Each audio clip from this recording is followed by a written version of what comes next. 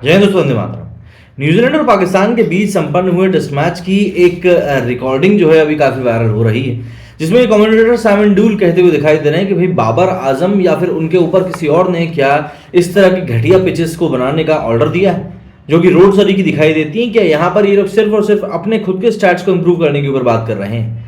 दरअसल पाकिस्तान की world cricket में इस समय काफी ज्यादा आलोचना हो रही है। इस प्रकार के विकेट्स वो लोग यहाँ पर बना रहे हैं टेस्ट क्रिकेट को खेलने के लिए, उसके ऊपर लगातार वो खुद भी हार रहे हैं, लेकिन उसके बावजूद भी वो लोग उसको इंप्रूव करने के ऊपर कोई काम नहीं कर रहे हैं। और यहाँ पर यही चीज हम भी देख रहे हैं कि जिस तरीके से पाकिस्तान ने पिछले कुछ समय प्रदर्शन किया है, वो साफ तौर पर ये बता रहा है कि वो लोग किसी भी तरीके से कॉम्पिटिटिव क्रिकेट खेलने के लिए तैयार ही नहीं।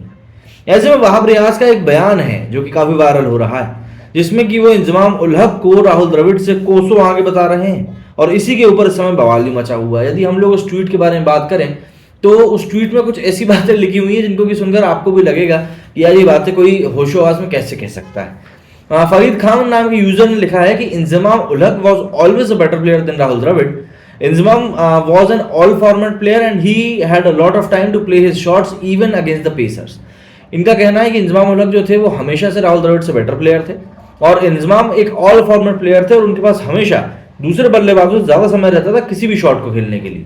ही was way ahead of Dravid, वो द्रविड़ से काफी ज्यादा आगे थे, ये वहाब रियाज ने कहा है। अब देखिए, एक ऐसा प्लेयर जो कि मतलब कितना ही क्रिकेट खेला है, वहाब रियाज ने कितना ही क्रिकेट खेला है, मैं देख ही लेता हूँ वहाब रियाज ने कितना क्रिकेट खेला। मतलब ये इंसान जो है, ये लोग खुद को समझते हैं कि हम लोग बहुत बड़े 30 मार खाए हैं, हमसे ऊपर तो कोई है ही नहीं। तो ऐसे में इन लोगों को ये चीज़ समझनी चाहिए कि भाई सबके ऊपर कोई ना कोई तो होता ही है ना।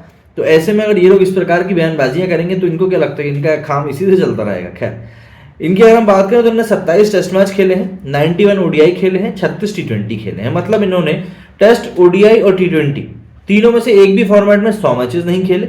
इसके अलावा यदि हम इन तीनों का क्यूमुलेटिव भी करें ना तो कुल मिलाकर इन्होंने 150 के लगभग इंटरनेशनल मैचेस खेले हैं बस।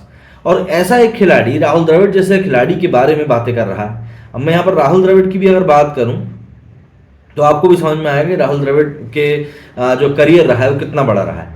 तो इन्होंने 164 टेस्ट मैचेस, 344 ओडीआई, एक टी20 भी खेला है और 90 आईपीएल मैचेस भी खेले हैं।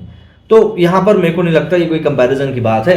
लेकिन उसके बाद भी वहाब रियाज ने जो बकवास करी है उसके बारे में हम लोग जरा उनकी के जो ये कमेंट किया है फरीद खान ने, उन्हीं के ट्विटर हैंडल के ऊपर जो रिएक्शन सामने आया है उसी से हमको पता चल जाएगा किस प्रकार की बातें वहाब रियाज ने करी हैं और उनके साथ कौन लोग इत्तेफाक रखते हैं और कौन लोग नहीं रखते हैं। तो ये वो ट्वीट है फरीद खान का जो कि इस समय काफी वायरल हो रहा है।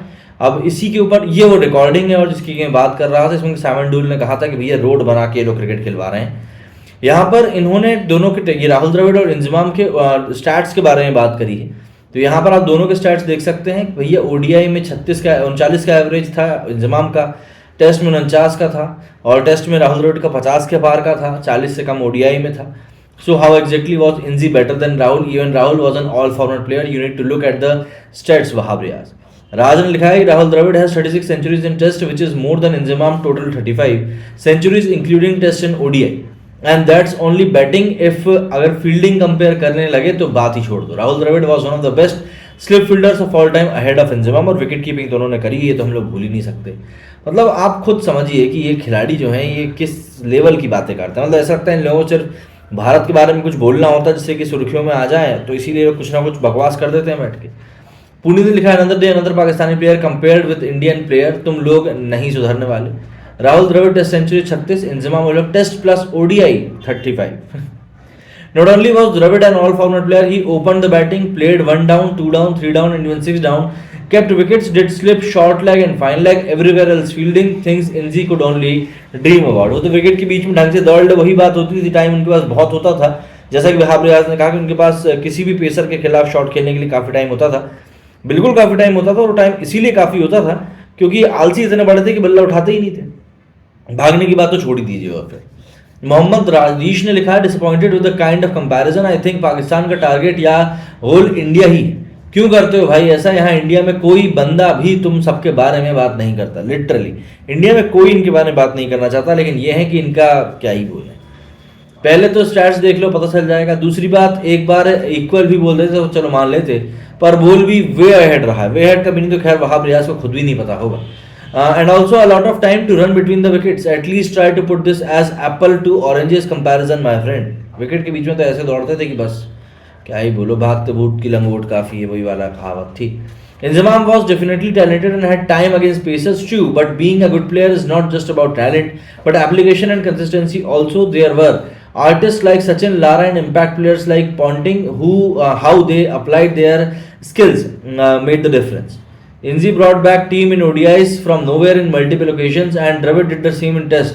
So Inzi slightly better in ODIs and Dravid in Test. That's it. Why to compare the stats? Why do you guys keep comparing? इन लोगों को आदत होती है कंपैरिजन करने की. एक्चुअली ये लोग कंपैरिजन से ऊपर कभी उठ के देख ही नहीं पाते और इसीलिए यहीं पर पूरा मामला फंसा रहता है.